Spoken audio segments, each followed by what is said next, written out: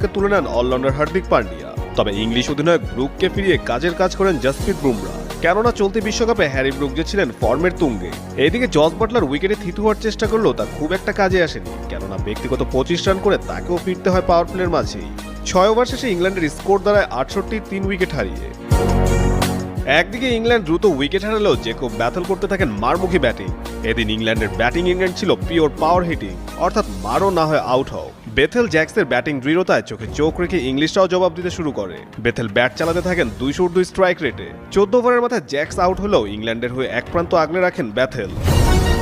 19তম ওভারে হার্দিককে ছক্কা হাঁকিয়ে ক্যারিয়ারের প্রথম সেঞ্চুরি তুলে নেন বেথেল। তবে ম্যাচ শেষে সে সেঞ্চুরি কাজে আসেনি, কেননা 253 রান তারায় ইংল্যান্ড থেমেছে 246 রানে। কাজী সাকলেন আহমেদ, যুগান্তর স্পোর্টস।